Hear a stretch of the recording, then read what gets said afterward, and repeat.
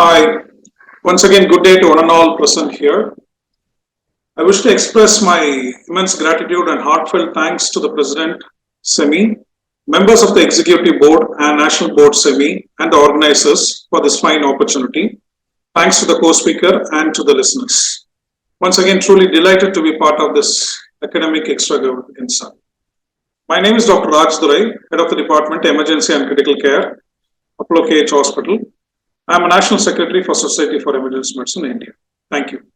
Today I'm going to talk about some basics on initiation and modes of a ventilator, which is in a perspective slightly different from what we usually hear or talk.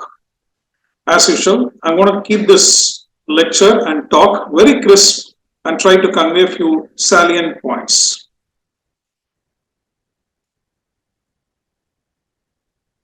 First of all, is this topic important? Do an emergency physician need to know about mechanical ventilation? Because we are going to use only ventilation for a very short while. Do you think we need to know in detail? The answer is clearly yes. We witnessed a relatively longer time of patients on mechanical ventilation in ER, that too with a very bad lungs during the second wave of pandemic. And so many examples I can quote, and this is one such example that our skill set and knowledge on mechanical ventilation further needs to be armored well.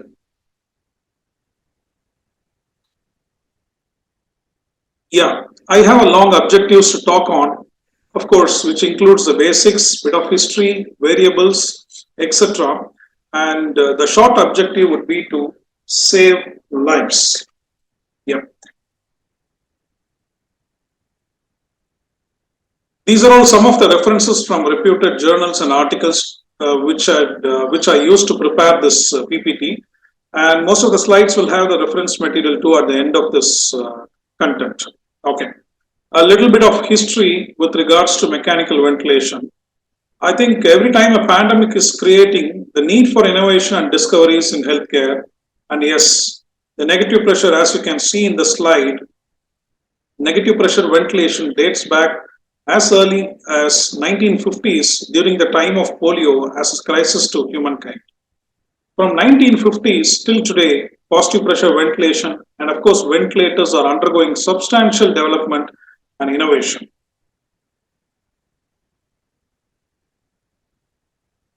Which is all can be seen from these slides. Right. It's time for some basic definitions. What is a mechanical breath? Which is a basic unit of mechanical ventilation, a breath released through a ventilator system. What is mechanical ventilation? A series of mechanical breaths. Mechanical breath types depending on the combination of variables. Right. Which mode to choose? I have seen so many of us will approach with a prefixed ventilator mode before we would have seen the patient. As it has been clearly mentioned, mode is just one of the many important issues during mechanical ventilation. Ideally, a mode to be decided based on the patient.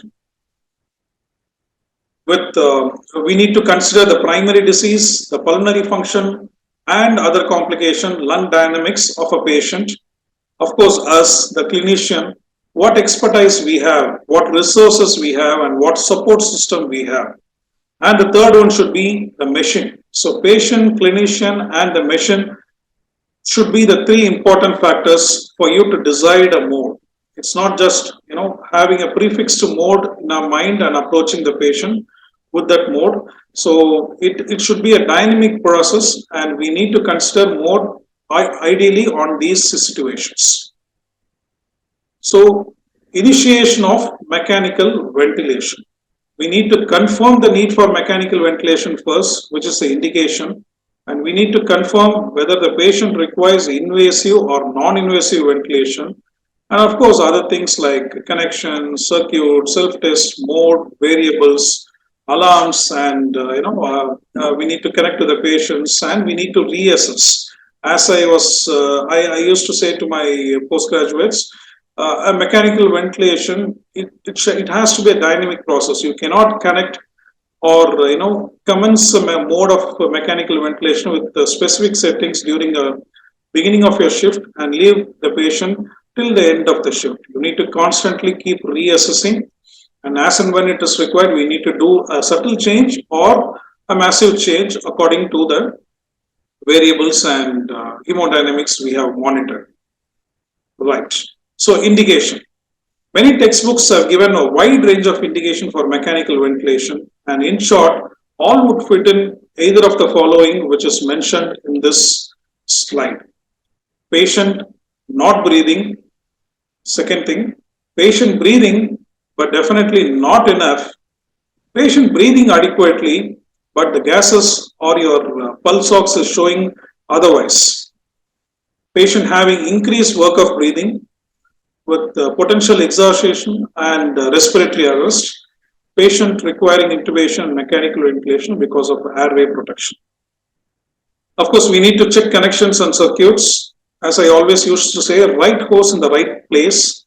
There is something called as pin index system, which literally does not allow the wrong hose to the wrong pipeline, which means we cannot connect oxygen to the nitrous or nitrous to the oxygen or vacuum or suction to oxygen and vice versa.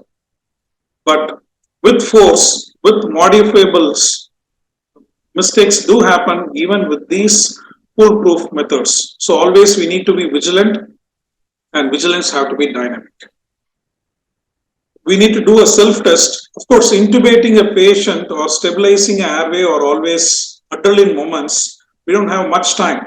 But once that has been done, after you stabilize a patient, connecting to the ventilator, you can wait till the machine does the self-test. So always allow your machine to perform full self-test whenever it is appropriate. Select mode, as I told you, depends on the patient status, your comfort, and the availability, that is the machines. So these are all the few basic principles you need to consider before you select the settings for your patient in your ventilator. Whenever there is a problem with oxygenation, always adjust FiO2 and PEEP. When there is a problem with CO2, adjust your tidal volume and respiratory rate. Make sure you maintain spontaneous activity. Always optimize alveolar recruitment. Lung protective strategy should be there right from the start of ventilation. Whether you deal with a good lung or a bad lung, we need to consider lung protective strategies at all times of your mechanical ventilation. And you need to see that there is no disincredit between a patient and the ventilator. Variables. Setting up the variables. There are three types of variables: control, phase, and baseline variables. So variable determines the type of mechanical breath. For example, all these things are phase variables, which in the phase variables includes triggering, cycling, controlling, targeting, and baseline. Trigger defines when your inspiration should begin. Cycling is when the inspiration should end. Control is the delivery of inspiratory gas. Target, of course, as the name suggests, size of the mechanical breath, and baseline is the pressure, baseline pressure. So these are all the control variables: the volume, flow, and the pressure. The phase variables, as I was mentioning in the other slide.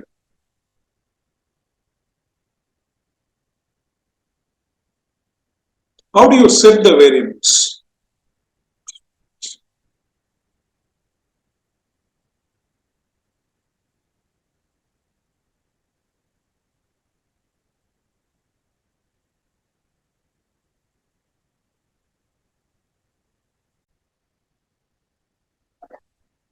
Excuse me for that technical glitch. Yes, coming back to this presentation. For setting up the variable, we need to consider all these things. All these things I have mentioned in the previous slide of mine too. So a mode, you need to select the mode. Either it can be a complete support or a partial support. Rate, titrate according to PaCO2. Tidal volume, ideally it should be 6 ml per kg with oxygen. And the flow rate and pattern, 4 to 8 times of the minute volume, square or decelerating. inspiratory to expiratory ratio, ideally 1:2. FiO2 based on the patient's saturation and the gases, we titrate to PaO2 and sensitivity adjust accordingly.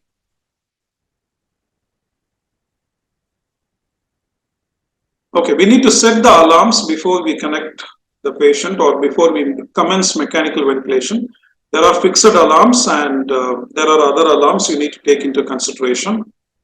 Once we connect the patient, as I told, we cannot leave the patient and go on to other work. We need to constantly monitor and reassess.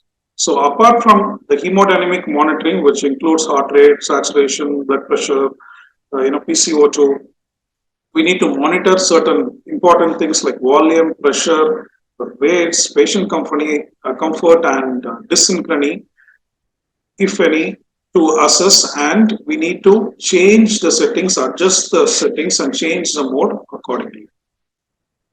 So the choice of mode. So this is a take-home message. No mode is superior to another. In patients with ARDS, there is a ARDS net study which have used ACMV, which have used PCV also. PCV improves oxygenation and definitely not mortality. We don't prefer SAMV in our ICUs. Like many intensivists, we also don't prefer SAMV because it is going to cause muscle damage and recovery is going to be very, very delayed. So patient going to be on mechanical ventilation for a longer time, when we use SAMV, even for a mode for weaning, the number of days he's going to be on ventilator is going to be more, number of days he's going to be on ICU is going to be more, and the complications are more. We have very good studies and time tested that SAMV we don't use in our ICUs. Any other mode doesn't mean it is superior to another, as I was mentioning. We can use other modes. So classification of modes depends on the type of support and the degree of support. Type of support, it can be either volume, pressure or dual. Degree of support, it can be partial, complete or both. So this is just an animation which make you understand what is a spontaneous, what is a controlled, and what are the other modes which are in between. Spontaneous, the rate is by the patient, power is by the patient. Control, the rate is by the machine and the power is by the machine. And we have assisted mode, which has got the patient as a rate and the power is by the patient as well as by the machine. And we have another mode which is assist control mode, which the minimum rate is by the machine and the additional rate by the patient, and the power is by the machine. So far we have spoken about a little bit of history with regards to mechanical ventilation, the importance of emergency physician knowing what is mechanical ventilation and what have to be done, which mode have to be selected.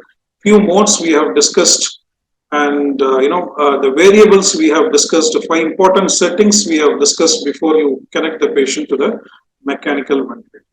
Good luck with your mechanical ventilation. We'll be keep talking. Thank you very much.